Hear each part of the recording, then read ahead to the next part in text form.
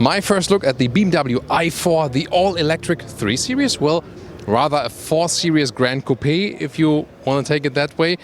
Definitely here the competitor to the Tesla Model 3, the electric sedan by BMW in this typical BMW i shape. And we also can see the new double kidney here, closed, vertical and horizontally. Everything is big, and then the blue accentuations here. This fits very, very well, of course, also to the BMW logo, and they work with blue for all their BMW i models. So very strong front there.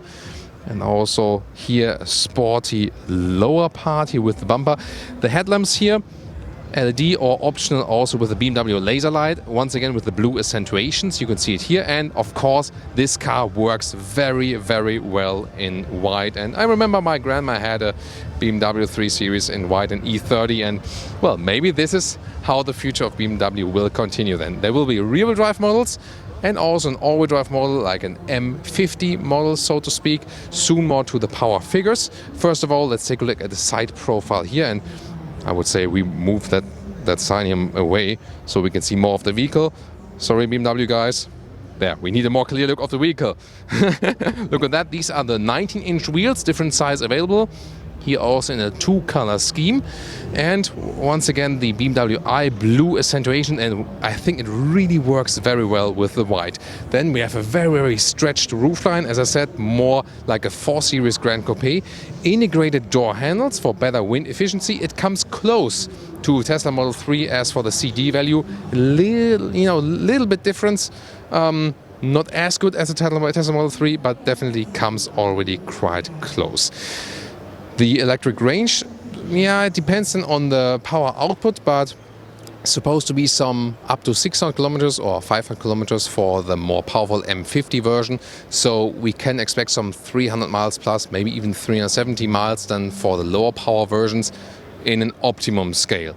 We'll see, of course, soon with the driving test of this vehicle if this is true. So subscribe if you haven't done it so far. Autogefühl with Thomas. Towards the rear, we have here shoulder forming right there, and we'll soon also talk about the charging and so on. And the tail lamps already begin here kinda at the side and are really stretched all the way across the vehicle, and a very clean design in the rear as well, with the blue accentuation around the BMW logo. And if we take a little broader perspective, we can see in the lower part we have this kind of diffuser style, once again with the blue contrasting color, and even form follows function as well, because this is also to optimize the wind flow. The length, by the way, 4.78 m or 188 inches, and wheel sizes from 17 to 20 inch. So this one then towards the upper range. As for the battery, 81 kilowatt hours net, so that's actually quite substantial, and recharging 7.4 or optional 11 kilowatt AC or 200 kilowatt DC, so this will then also guarantee a good fast charging possibility. Well, and in the front there is no frunk, just this cover, so as you can see, we can see nothing. Acceleration figures, by the way, for the rear drive model, 5.7 seconds. For the eDrive 40 and the M50 model will have 3.9 seconds in the acceleration figure to 1 kilometers or 62 miles an hour. Air suspension for the rear axle is standard actually. An option, you can also get an adaptive M suspension then, especially for the M50 model. It even has towing capacity like 1,600 kilograms or 3,500 pounds, so you can even put a trailer then behind this car that looks already kinda sporty. Even more interesting, what have they done with the interior? Well, since it's like a 4 Series Gran Coupé, you also have this fastback opening, and I really love that. It's also a great advantage if you compare it to the Tesla Model 3. And this is then 470 up to 1,290 liters in capacity. This is like just a small cover right there. And then you can lift this one up, have some more space here, the optional Harman Kardon sound system, that you get a real bass here. Why not?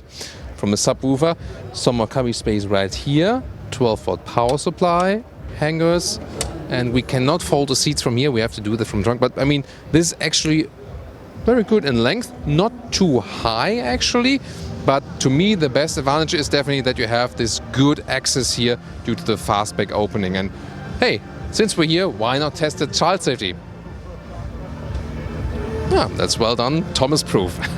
towards the interior, once again here, the integrated door handles, but you see here, they fold out to the upper button. This is very interesting, and it gives a better feedback than the Porsche ones that we know to do. Oh, door closing sound is not good at all here, but it also has frameless doors. You can see it right there. No dual installation glass though, see, single glass. And we did have vehicles with frameless doors like the Volkswagen Arteon, which had a good door closing sound nevertheless. Soft touch materials at the inside of the doors. Ambient lighting right here. This really reminds us rather of the normal 3 Series, what we see at the inside of the doors, but really good materials definitely. And then towards the main interior, we can see once again that we have more blue accentuation. Here also, from the chassis, that looks fancy, right? And then the lower part, right here, also with the blue accentuation right there. And then typical BMW i, once again, blue around the logo. 3 Series steering wheel here too. The display is actually completely different. So that display here, 12.3 inch in the left, 14.9 inch in the right. And it looks like it would go all the way through, but of course they are two different or two separated screens. But this is definitely a different layout than we know from the combustion engine models. As for the seats, this one here is the animal skin seat, which is of course not fitting to the sustainable electric concept. How do you know it is the one? It has this structure here, this, like this, these different parts in this shape. There you see that this is the animal skin seat you should also avoid. However, they have a wide choice of either fabric Sensatec mix or a completely perforated Sensatec high-grade leatherette in beige, red, brown and black. So 4 different color choices then. So it will feel approximately the same. We've seen the new Sensatec materials in the BMW 5 Series facelift already, and they offered really great material quality there. So looking forward to update you with that one. As for the seating position, it is somewhat 3 Series alike. Electric control of the seats here, of course, and one is a 6 or 6.1. Still some headroom left here. This is the one with the panoramic roof. We cannot open it here at the moment, not fully powered. Steering wheel up and down, in and out, very, very smooth process as we know from BMW. So overall, how do you feel? It's the i4 and not like the 3 Series or something.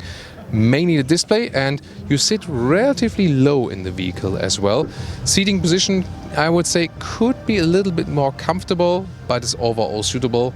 Hey, heated steering wheel, of course, one of my favorite features. I would say let's take a deep look at this, impressive screen setup. Cockpit overview here, nice matte wood, but the overall impression is, yeah, kinda 3 Series or 4 Series, but then again with this attached display. Integration, because it goes all the way through, it's kind of okay, but at the same time it looks also kind of attached. But then again, we have a good view to that, and we can also still access it here for the touch. Soft touch here also, still a manual climate knob. Sorry, not a climate knob, of course, a volume knob. But I do miss the manual climate knob, definitely, because they are gone. They would be here, right there in the 3 Series. So here we have the climate controls right there in the screen. At least they stay at the same place. Okay. Then they have a completely... What is this? They have a completely new infotainment system, but definitely less overview than before. I can also control it from the lower button. This is good that I do not have to use the touchscreen while driving all the time. Okay. But then again, I think it offers less overview than before. The map, actually, we know it from the visualization here at IAA Motor Show in Munich, of course, and also close to the headquarters of BMW. So this is kind of the same. But what do you guys think about this new infotainment software? I think the older one offered us really a better overview of what we're doing. What's your take on that? If we move over to the instruments, actually, there's not so much to see or to control there.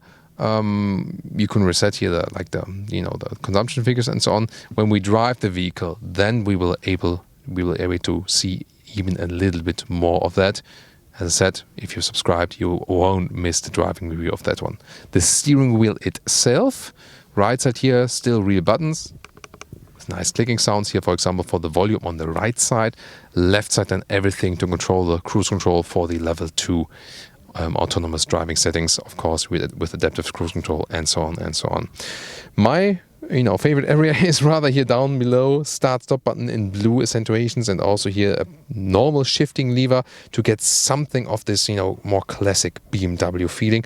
And this one here we know very well. First of all, this control and here for the infotainment system, and in the top part here, lower top part, you have inductive charging pad, adaptive cup holders, and also some nice wooden structure, matte wood, love that. And here very well attached this armrest and USB-C charging. Can you take it, Conny? No. No, he can't? Yeah, here we have this USB-C charger. Now getting towards the rear, this will be very interesting, and I have set the seat to my driving position, and you see there's not much legroom left, so feel kind of cramped in here. Headroom wise, this is actually okay for tall adult.